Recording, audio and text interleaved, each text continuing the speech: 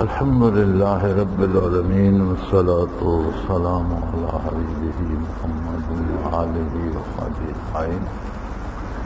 اعوذ باللہ من الشیطان الرجیم. بسم اللہ الرحمن الرحیم. والنبی صلی اللہ علیہ وسلم الدعاء مخ العبادہ او کما قال رسول اللہ صلی اللہ علیہ وسلم. اللهم سبحانك لا علم لنا إلا ما علمتنا إنك أنت العليم الحكيم. مولاي صل وسلم دائما أبدا على حبيبك من زانت به الرسول.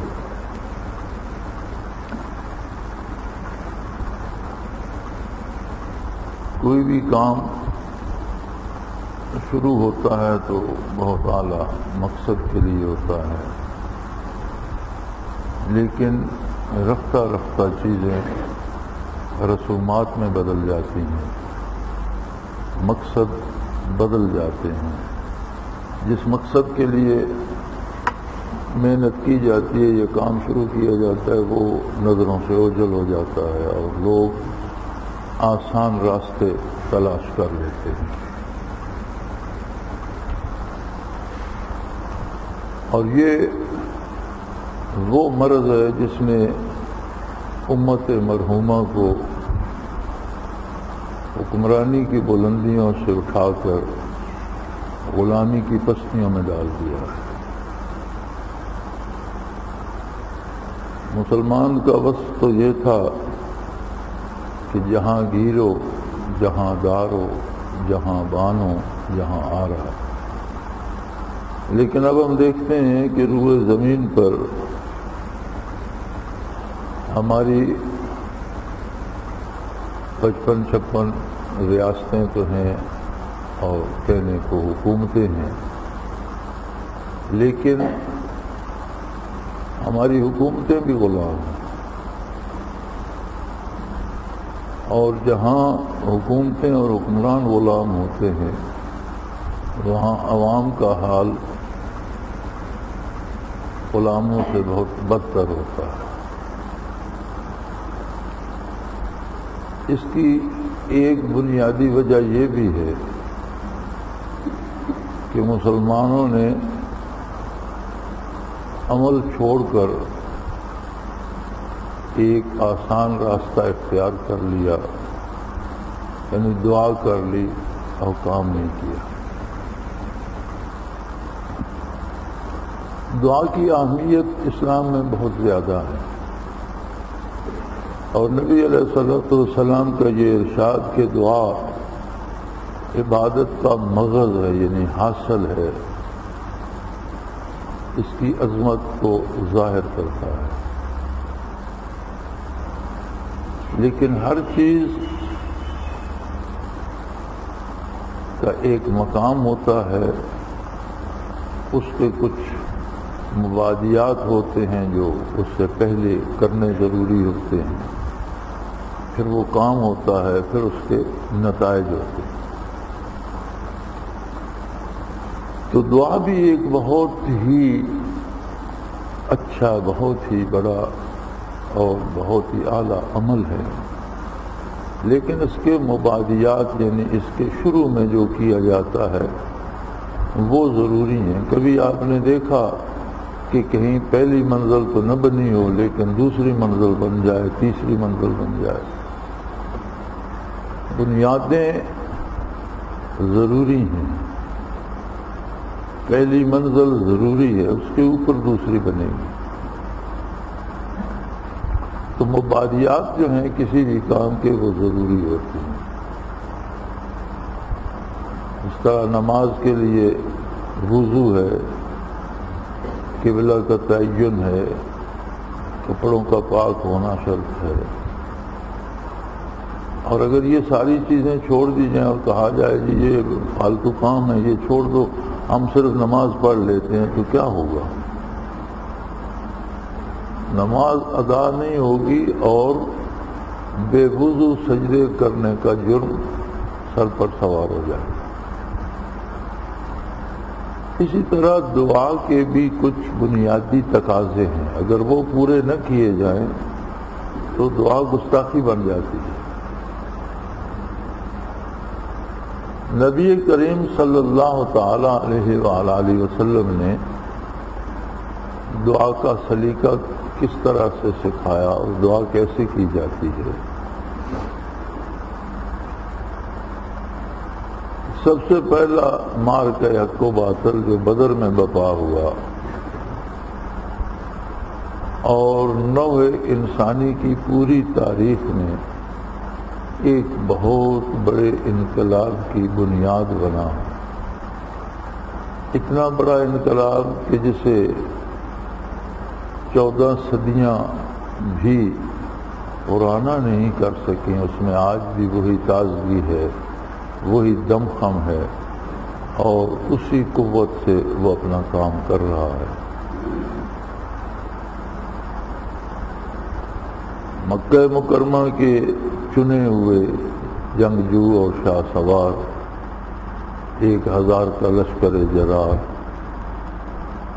اسلحے سے لیس اور ہر طرح کے سامان سے آراستہ، سواریاں موجود، راشن موجود، بڑے بڑے جانباز جرنیل اور جانباز سپاہی موجود۔ اب دعا سے فتح ہوئی،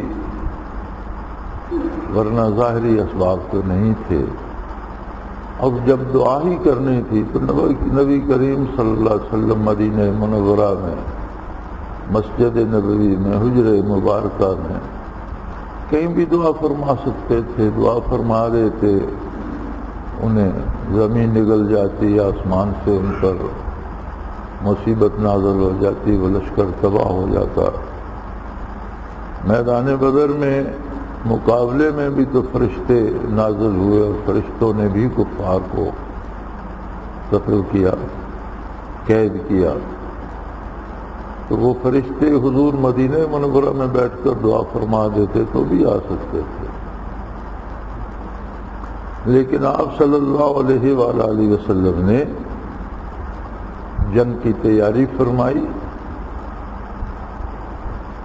لوگوں کا انتخاب فرمایا، جو میسر آ سکتے تھے۔ 313 کا لشکر بنا، اسلحہ اور سواری نہ ہونے کے برابر تھی۔ جس طرح بعض حضرات نے لکھا ہے کہ 8 تلواریں، 6 گھوڑے، اسی طرح سے راشن کی قلت۔ ان 313 میں کچھ بالکل نو عمر، کچھ بہت عمر رسیدہ لوگ، کچھ جوان جن کے پاس اسلحہ تو کجا پورا لباس بھی نہیں، بعض نے 1 چادر لپیٹ رکھی اور بعض کے پاس 2 چادریں، کچھ لوگ ہیں جن کے پاس لباس ہے۔ 150 کلومیٹر تقریباً آپ صلی اللہ علیہ وسلم نے سفر فرمایا اور میدان بدر میں پورے اسباب حرب پورے کیے۔ میدان کارزار میں مسلمانوں کے لیے بہترین جگہ منتخب فرمائی، پانی کے چشمے پہ قبضہ فرمایا، لشکر کو ترتیب دیا، کون کہاں کھڑا ہوگا، پہلی صف میں کون ہوں گے، دوسری میں، تیسری میں، کون کس طرح سے حملہ کرے گا، کس طرح سے جواب دے گا۔ ایک پوری ترتیب دینے کے بعد عریش بدر میں جلوہ افروز ہوئے۔ کچھ گھاس پھوس جوڑ کر ایک اونچے مقام پر ایک جھونپڑی بنا دی گئی تھی، جسے آپ کمانڈ پوسٹ کا نام دے سکتے ہیں، جہاں حضور تشریف فرما تھے، سیدنا ابوبکر صدیق رضی اللہ عنہ آپ کے ہمراہ تھے، اور وہ کمانڈ پوسٹ تھی لشکر کو لڑانے کی جگہ۔ تو عریش بدر میں پہنچ کر نبی کریم صلی اللہ علیہ وسلم نے دعا کے لیے ہاتھ مبارک اٹھائے۔ دعا کا سلیقہ یہ ہے کہ جتنے اسباب ظاہری ممکن ہیں جو بندے کے اختیار میں ہیں، وہ سارے اختیار کیے جائیں۔ جو عمل بندہ کر سکتا ہے اس کے لیے ممکن ہے وہ عمل کیا جائے، جو محنت جو مجاہدہ وہ کر سکتا ہے وہ کرے، اور پھر نتیجے کے لیے کامیابی کے لیے اللہ کریم سے دعا کرے کہ جو میرے بس میں تھا وہ میں نے کیا، اب اس سے آگے تیرا کام ہے بار الہ، تو اس میری کوشش کو قبول فرما اور اس پہ بہتر نتیجہ مرتب فرما۔ یہ تو دعا ہے۔ اب ایک آدمی کرتا کچھ بھی نہیں اور کچھ نہ کر کے وہ دعا کرتا ہے،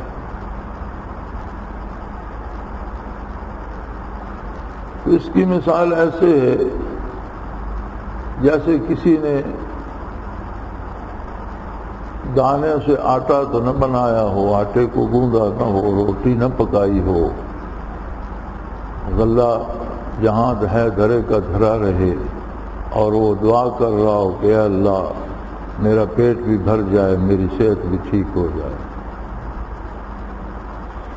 تو یہ دعا تو گستاخی تصور ہوگی کہ اللہ نے جو اسباب و وسائل دیے ہیں، وہ غلے کو پیستا، آٹے کو گوندتا، روٹی بناتا، کھاتا، پھر دعا کرتا کہ یا اللہ اس روکھی سوکھی روٹی سے مجھے قوت عطا کر، صحت عطا کر، طاقت عطا کر کہ میں کام کر سکوں، تو یہ تو دعا تھی۔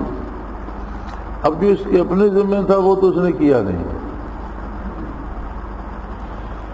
اور دعا کے لیے تیار ہے کہ دعا کر دو، کہ دعا سے کیا ہوگا؟ ایک بڑا نازک، بڑا حساس اور بڑا ہی فول پروف نظام ہے اللہ کا بنایا ہوا۔ ہر ذرہ دوسرے ذرے سے پیوست ہے اور ہر ذرے کا کام اپنا ہے، اور کائنات کا ہر ذرہ اپنا کام کر رہا ہے۔ یہ بے شمار ذرے جو اللہ کریم نے پیدا فرما کر جمع کر دیے ہیں، جن سے زمین بنتی ہے، جن سے سونا بنتا ہے، جن سے چاندی بنتی ہے، جن سے تیل بنتا ہے، جن سے گیسیں بنتی ہیں، جن سے کھیتیاں اگتی ہیں، پھل لگتے ہیں، یہ سارے نظام ایک ایک قطرہ، ایک ایک جھونکا، ایک ایک پتا، ہر چیز اپنی جگہ اپنا اپنا کام کر رہی ہے۔ اب ایک شخص کھیتی جوتتا نہیں، محنت نہیں کرتا، اس میں بیج نہیں ڈالتا، وہ کھیتی کا مالک بنا ہوا بیٹھا کہتا ہے میرے کرنے سے کیا ہوگا، اللہ کریم ہی کریں گے، وہ کھیت میں بیٹھا دعا کر رہا ہے کہ میری فصل بہت اچھی ہو جائے۔ تو یہ تو دنیاوی اعتبار سے جو سنے گا وہ بھی کہے گا کہ یہ پاگل ہے، وقت ضائع کر دیا، کیا کچھ بھی نہیں، اور دعا کر رہا ہے کہ مجھے سب کچھ مل جائے۔ اور عند اللہ یہ گستاخی ہوگی کہ جو تیرے ذمہ تھا وہ تو تجھے کرنا چاہیے، جس کے لیے تجھے شعور دیا، عقل دی، ہاتھ پاؤں دیے، اعضاء و جوارے دیے، صحت دی، توفیق دی، تو جو تیرے ذمہ تھا وہ عمل تو کرتا۔ اب وہ کھیتی جوتتا، اسے پانی دیتا، اس میں بیج ڈالتا، اس کی نگہداشت کرتا، کھاد ڈالتا، اور دعا کرتا کہ اللہ جو میرے ذمہ تھا وہ تو میں نے کیا، اب اس سے برابر کرنا اور اس سے اچھی فصل دینا یہ تیرا کام ہے۔ تو یہ تو دعا ہے، کرنا کچھ بھی نہیں اور دعا کرنا یہ گستاخی بن جاتی ہے، یہ ایک جرم ہے۔ ہم جو کچھ کر رہے ہیں یہ 200 کروڑ یا 2 ارب کے قریب اس وقت روئے زمین پر مسلمانوں کی آبادی ہے۔ مذہبی اعتبار سے کوئی دوسری قوم مسلمانوں سے عددی اعتبار سے مسلمانوں کا مقابلہ نہیں کرتی۔ دنیا میں مسلمانوں کی تعداد اس قدر ہے کہ ہر تیسرا بندہ مسلمان ہے۔ 6 ارب کے لگ بھگ دنیا کی آبادی شمار ہوتی ہے آج کل، جس میں 2 ارب مسلمان ہیں، اور 4 ارب کی باقی آبادی میں دنیا کے 122 مشہور مذاہب ہیں۔ 4 ارب میں 122 معروف مذاہب ہیں، اور 2 ارب ایک مذہب ہے۔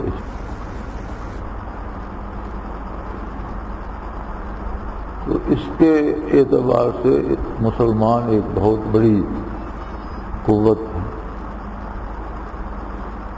دنیاوی اعتبار سے دیکھا جائے تو دنیا میں جو انسانی زندگی کے وسائل ہیں، ریسورسز آف دا لائف،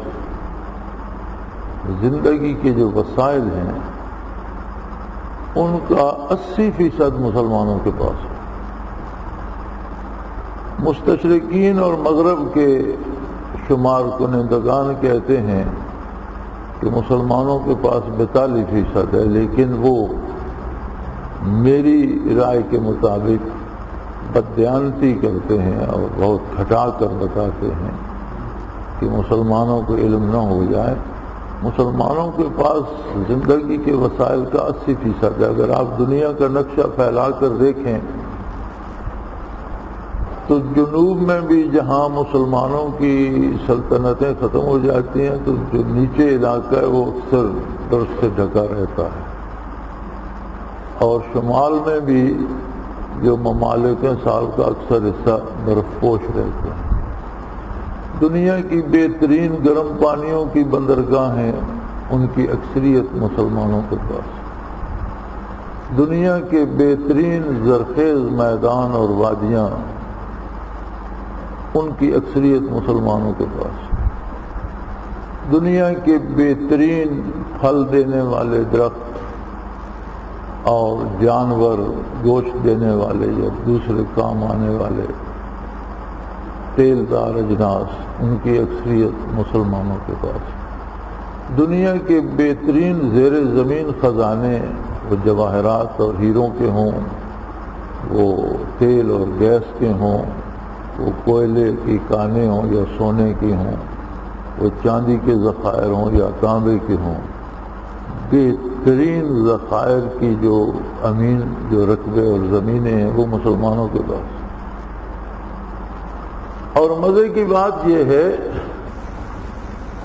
کہ مسلمانوں کی زمین سے، مسلمانوں کے ممالک سے وہ خام مال نکال کر دوسری اقوام لے جاتی ہیں اور اسے فائن کر کے مسلمانوں ہی کو بیچتی ہیں۔ اور عالم اسلام ہے، اس میں 2 طرح کے لوگ ہیں۔ یا تو وہ ہیں جو دعا سے منکر ہو گئے ہیں اور انہیں اغیار کی طرح سوچنا، ان کی طرح جینا، ان کی طرح رہنا بہت پسند ہے۔ وہ نام کے مسلمان ہیں لیکن عملی زندگی میں اسلام کو کوئی دخل نہیں۔ اور دوسرے وہ ہیں جو اسلام کے لیے محنت کرتے ہیں، مسلمانوں کی طرح رہنا چاہتے ہیں، لیکن عمل نہیں کرتے، بس وہ کام سارا اللہ ہی کرے گا، ہم تو دعا کرتے۔ اور بہت کم وہ لوگ ہیں جو عمل اور دعا کے رشتے کو سمجھ کر محنت کرتے۔ اب دنیا بہت سی بدل چکی ہے۔ ایک زمانہ تھا جب قوموں کو غلام کرنے کے لیے لوگ چڑھ دوڑتے تھے، ان کی زمینوں پہ قبضہ کرتے تھے، ان کے ممالک پہ قبضہ کرتے تھے، ان کے وسائل زبردستی چھینتے تھے اور انہیں بے اختیار کر کے غلام بنا لیتے تھے۔ وہ دور چلا گیا۔ اب جو عہد حاضرہ ہے اور جدید دور ہے، اس میں اس تکلف کی ضرورت نہیں ہے۔ یہ تحقیق کا اور ٹیکنالوجی کا زمانہ ہے، تو جو قوم اس میں آگے نکل جاتی ہے وہ اپنے گھر بیٹھ کر دوسروں کے وسائل بھی استعمال کرتی ہے اور انہیں اپنی بات ماننے پہ مجبور بھی کرتی ہے۔ ان کے علاقے پر قبضہ اس کے لیے ضروری نہیں ہے، وہ حکومت اپنے نام کی بنائے رکھیں، وہ اپنے صدور اور وزراء اعظم بنائے رکھیں، وہ اپنی اسمبلیاں بنائے رکھیں، لیکن انہیں کرنا وہی پڑے گا جو انہیں کہا جائے۔ تو یوں وہ اس زوم میں بھی مبتلا رہتے ہیں کہ جی ہم آزاد ہیں، ہمارا ملک ہے، ہماری حکومت ہے، اور غلامی میں بھی جکڑے رہتے۔ تو عالم اسلام آج کل ایسی ہی غلامی سے دوچار ہے، اور اس کا ایک سبب تو وہ حضرات بھی ہیں جو دین سے دور ہو کر غلامی کے عادی ہو گئے، خوگر ہو گئے، لیکن ایک بہت بڑا سبب وہ بے عمل حصہ ہے قوم کا جو مسلمانی کو اپنائے ہوئے تو ہے لیکن عملی زندگی سے کٹ کر صرف دعا پہ جی رہا ہے۔ ہم جو یہ چھوٹی سی کوشش کر رہے ہیں، یہ جو آپ 15-20 بندے، یہ 50-60 یا 100-200 بندے تشریف فرما ہیں، یہ 2 ارب کا کتنا حصہ ہے؟ 200 کروڑ میں سے آپ کی کیا تعداد ہے؟ آپ کا جو وقت میں لے رہا ہوں یا یہ ادارہ لے رہا ہے یا یہ محفلیں لے رہی ہیں، یہ اس لیے ہے کہ آپ کو عظمت الہی سے آشنا کیا جائے، آپ کے دل میں ایک درد پیدا کیا جائے، ایک احساس پیدا کیا جائے، اور ایک تعلق اللہ اللہ کے رسول کے ساتھ مضبوط پیدا کیا جائے، تاکہ آپ میدان عمل میں جائیں اور بہترین کارکردگی دکھائیں جس شعبے میں بھی آپ ہیں۔ تعلیم و تعلم ہے، استاد ہے، تو جو تعلیم وہ بچوں کو دے وہ مثالی ہو اور بچوں کی بہترین زندگیاں بنیں۔ کسی دفتر میں، کسی ادارے میں ہے تو وہاں مثالی کام کرے اور اس ادارے کو کامیاب کرے، وہاں سے تنخواہ لیتا ہے تو کام پوری دیانتداری سے کرے، کاشتکاری کرتا ہے تو اس میں محنت کرے، فوج میں ہے تو اپنی ڈیوٹی پوری دیانت سے اور جان پر کھیل جائے، لیکن اپنے کام میں کمی نہ آنے دے، یعنی ایک قوت ملے کہ عملی زندگی میں وہ ایک مثالی آدمی بن جائے۔ یہی مسلمان کی شان ہے۔ اب اگر اس کو بھی آپ پھیر پھار کر دعا پہ لے آئیں گے، یہاں بھی ایک فضا بنتی جا رہی ہے، اور اب آج غالباً 6 تاریخ ہو گئی ہے، تو کل سے فون آنے شروع ہو گئے، جو 12 تاریخ کو دعا ہوگی تو میں آ تو نہیں سکوں گا، مجھے شامل کیجیے گا۔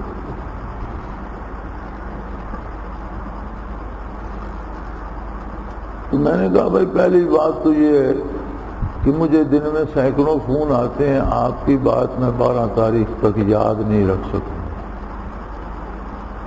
کئی دوست جاتے ہیں ملنے، انہیں تعویذ یا کوئی چیز درکار ہوتی ہے، میں نے فون کیا تو میں کہتا ہوں وہ بات بھول جاؤ، جو کام اب ہے وہ بتاؤ۔ میں اس بات کا مکلف نہیں ہوں کہ دن میں 50 فون آئے تو میں عمر بھر وہ 50 فون یاد رکھوں، اگلے دن 50 نئے آ جاتے، اگلے دن 50 فون ہوا، بات ہی ختم ہو گئی۔ اب اسے میں اٹھائے تو نہیں، جو آپ نے فون کیا ہوگا ٹھیک ہے، ختم ہو گئی بات، جو کام اب ہے وہ بتاؤ، بات ختم۔ تو یعنی ایک وہ جو رسم جس کے ہم عادی ہو گئے ہیں، دعا ہمارے لیے بجائے آب حیات بننے کے افیون بنتی جا رہی ہے کہ کرنا کچھ نہیں، آ بھی نہیں۔ بھئی جب آپ آ یہاں نہیں سکتے، رہ نہیں سکتے، بات نہیں سن سکتے، ذکر نہیں کر سکتے، تو ہم آپ کے لیے کیا خاک دعا کریں گے؟ دعا تو یہ ہوگی کہ جن لوگوں نے محنت کی ہے اے اللہ انہیں یہ شعور بھی عطا فرما کہ وہ اس کے مقصد کو بھی سمجھے. اگر محنت تھوڑی کی ہے تو اس پہ اجر زیادہ عطا فرما. ان کے قلوب کو اپنی یاد سے آباد کر اور انہیں قوت کار دے کہ یہ نہ صرف اپنی آبرو کے محافظ بنے بلکہ اسلام کی آبرو کے محافظ بنے. اور اسلام اللہ کا دین ہے اور اسلام حاکم ہو کر رہتا ہے، محکوم ہو کر رہتا ہے. اور اسلام کو وہ عظمت نصیب ہو کہ وہ حاکم ہو. تو یہ دعا تو سمجھ میں آتی ہے. اب یہ دعا کون کرے گا کہ اے اللہ ایک بندے کے پاس فرصت نہیں ہے کہ وہ سیکھنے کے لیے آئے، ایک بندے کے پاس فرصت نہیں ہے کہ وہ بات سنے، ایک بندے کے پاس فرصت نہیں ہے کہ وہ سجدہ کرے، ذکر کرے، لیکن تو اسے سب کچھ وہاں پہنچا دے. یہ بات میری سمجھ میں نہیں آتی کہ اس دعا سے کیا مقصد ہے اور اس کا کیا حاصل ہے. تو میرے بھائی یہاں کوئی خصوصی دعا نہیں ہوتی. ایک وتیرہ بن گیا ہمارا کہ ہم عمل نہیں کرتے، کام غیر شرعی کرتے، گھروں کو آوارہ چھوڑ دیں گے، بیوی بچوں کو خرچہ نہیں دیں گے. کہاں جا رہے ہو جی؟ دین کے کام کے لیے محنت کرنے جا رہے ہیں. بیوی بچوں کو کون سنبھالے؟ ان کا اللہ وارث. شادی تم نے کی، اللہ نے نان نفقہ تم پر فرض کر دیا، بچے تمہارے ہیں، ان کی تعلیم نہیں ہوگی، تربیت نہیں ہوگی، وہ آوارہ ہو جائیں گے. بیوی اکیلی ہے، اپنی جان کی، مال کی، آبرو کی حفاظت کی، وہ سب اللہ کرے گا. جی ہم اللہ کا کام کرنے جا رہے ہیں. اللہ اتنا مجبور و بے بس ہے کہ آپ اپنا کام چھوڑ کر اللہ کا کام کرنے جا رہے ہو. پھر وہاں رو رو کر دعائیں کریں گے، وہ کیا فائدہ یہ مکر کرنے میں؟ جو رو رو کر آنسو بہ رہے ہیں اور دعا ہو رہی ہے اللہ یہ کر دے، اللہ وہ کر. اللہ کو کیا ضرورت ہے؟ آپ اللہ کے نظام کے خلاف دعا کریں گے تو اللہ آپ کے مشوروں سے تو کائنات کو نہیں چلائے گا، وہ تو اپنی مرضی سے اپنی پسند سے چلا رہا ہے اور چلاتا ہے.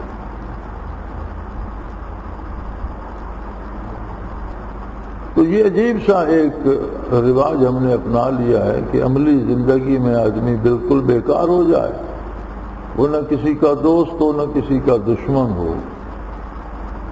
لیکن جہاں قبول اسلام شرط ہے، اسلام قبول کرنے سے پہلے کفر سے بیزاری شرط.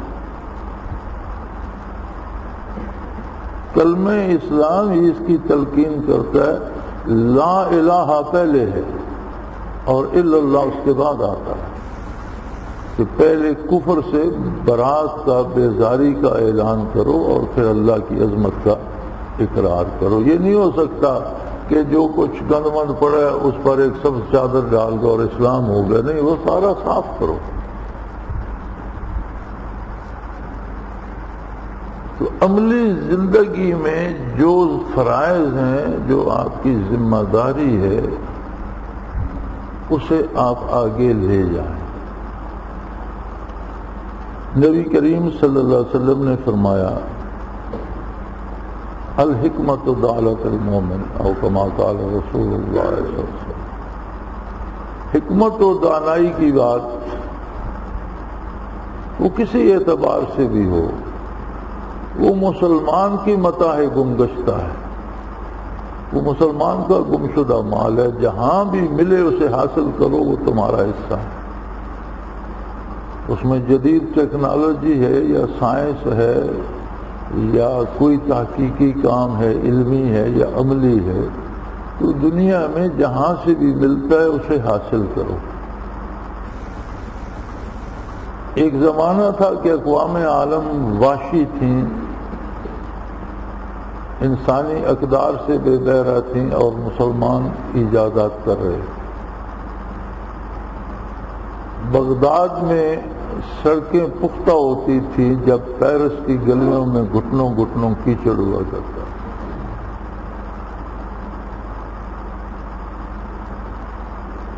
آج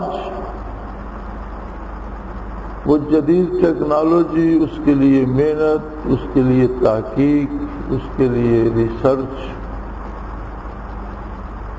وہ بنیاد مسلمانوں نے فراہم کی، اہل مغرب نے اس بنیاد پر چل کر بے شمار ایجادات کی، اسے بہت سے نئے رنگ دیے، اور ہم کم از کم گزشتہ 500-600 سال سے میدان عمل کو چھوڑ کر ایک گوشے میں دعائیں لے کر بیٹھ گئے، جس کا نتیجہ یہ ہوا کہ دنیاوی اعتبار سے وہ اقوام جو جدید علوم میں آگے نکل گئیں وہ حکمران بن گئیں اور ہم غلام ہو گئے۔ غلام کا کوئی مذہب عقیدہ بھی محفوظ رہنا محال ہو جاتا ہے۔ غلامی ایسی بلا ہے اور مجبوری ہے کہ غلامی میں بندہ ایمان کی حفاظت بھی نہیں کر پاتا۔ عبادات تو چھوٹ جانا ایک عام سی بات ہے، عقائد و نظریات چھوٹ جاتے ہیں۔ تو جب دنیاوی اعتبار سے ہم محکوم و غلام ہوئے تو دین کا دامن بھی ہمارے ہاتھ سے سرکنا شروع ہو گیا۔ تو یہ ایک گوشے میں بیٹھ کر ایک چھوٹی سی کوشش ہم کر رہے ہیں، اگر اسے بھی وہی دعا کے خلاف پہنا دیے گئے تو اس کا مقصد ہی فوت ہو جائے گا۔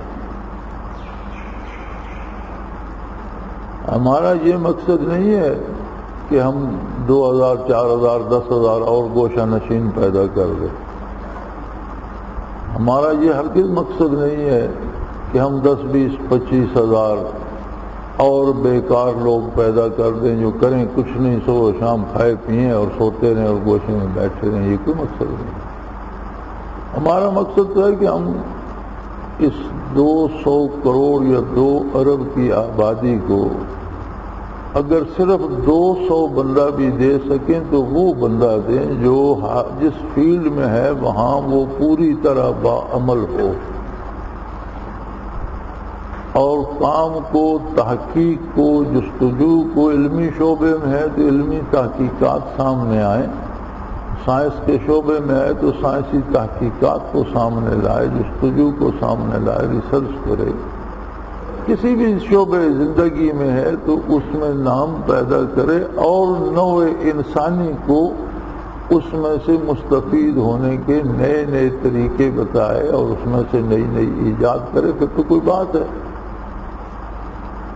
اگر ہم نے 10 20 50 100 200 2000 10,000 20,000 بھی ایسے بندے پیدا کر دیے جو باعمل ہوں تو عین ممکن ہے کہ وہ 20,000 اگر ایک ایک بندہ اپنے ساتھ شامل کریں تو شاید کچھ عرصے میں وہ 20 سے 40,000 ہو جائیں، وہ ایک ایک بندہ شامل کریں تو وہ 40 کا 80,000، تو یوں یہ بڑھتے ہوئے ایک ایسی قوت بن جائے جو دین کی خدمت بھی کرے، اللہ کی مخلوق کو عدل بھی مہیا کرے اور اللہ کی زمین پر امن کا سبب بھی ہو۔ دین کی سربلندی دین پر عمل کرنے والوں کی سربلندی سے وابستہ ہے۔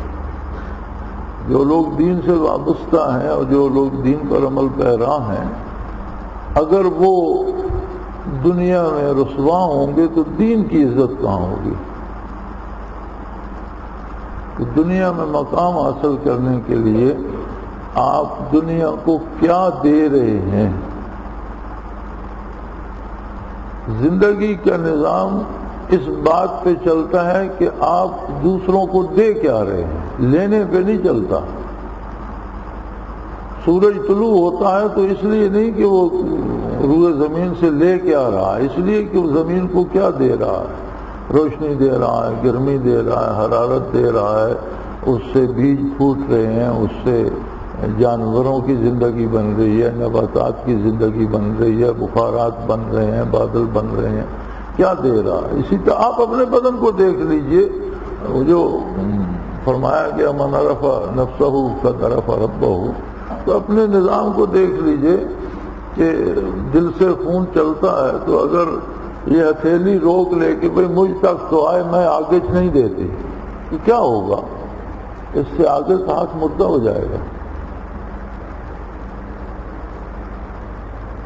اگر ایک ٹانگ روک لے کہ بھئی خون پر میں ہی گزارا کروں، پاؤں کو خون نہیں پہنچا، جہاں جہاں پہنچتا ہے وہ آگے ڈیلیور کرتا ہے، حتیٰ کہ آخری حد تک، جلد تک، نسوں تک، باریک نسوں تک، جہاں تک خون جاتا ہے وہاں تک زندگی ہے۔ کسی جگہ روک دو تو اس سے آگے موت آ جائے گی۔ تو دینی اعتبار سے، قومی اعتبار سے بھی بقا کے لیے ضروری ہے کہ ہم دے کیا رہے ہیں، دین کو ہم کیا دے رہے ہیں، قوم کو ہم کیا دے رہے ہیں، ملک کو ہم کیا دے رہے ہیں، اور انسانیت کو ہم کیا دے رہے ہیں، ہم سے کیا مل رہا ہے انسانیت کو، ملک کو، قوم کو، دوسرے لوگوں کو، ہم سے اللہ کی مخلوق کو کیا مل رہا ہے۔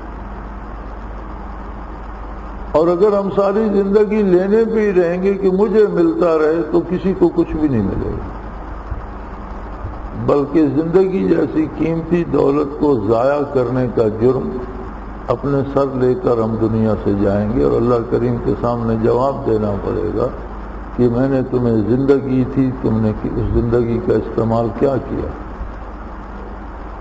کہاں خرچ کی۔ تو میری گزارش یہ ہے کہ کم از کم ہماری اس چھوٹی سی کوشش کو ان رسومات کی نظر نہ ہونے دو۔ اور بڑی واضح بات ہے کہ جو شخص عملاً کچھ نہیں کرتا اس کے لیے کوئی دعا بھی کارآمد نہیں۔ دعا اپنے قاعدے اور ضابطے کے مطابق ہوتی ہے، جو محنت کرتا ہے، کوشش کرتا ہے، اس کا حق بنتا ہے کہ وہ دعا بھی کرے کہ اللہ میں عاجز ہوں، میری محنت میں بھی کمی ہے، شاید میرے خلوص میں بھی کمی ہوگی، لیکن جو کچھ مجھ سے بن پڑا وہ میں کر رہا ہوں، یہ بھی تیری دی ہوئی توفیق ہے، اور اس پر نتائج مرتب کرنا بھی تیری قدرت کاملہ کا کام ہے۔ تو پھر تو دعا سمجھ میں آتی ہے، لیکن یہ دعا میری سمجھ میں نہیں آتی کہ آپ 12 تاریخ کو آ جائیں اور 12 کو بڑا رش ہو اور دعا ہو جائے اور آپ کا سارا کام ہو جائے اور آپ گھر چلے جائیں، کچھ بھی نہیں ہوگا۔ ایک رسم ہوگی اور فائدہ انہی کو ہوگا جنہوں نے اپنا وقت لگا کر کچھ سیکھنے کی کوشش کی ہوگی، کچھ حاصل کرنے کی کوشش کی ہوگی، دعائیں بھی انہی پر کارگر ہوں گی جنہوں نے دعا کے بنیادی تقاضے پورے کیے ہوں گے۔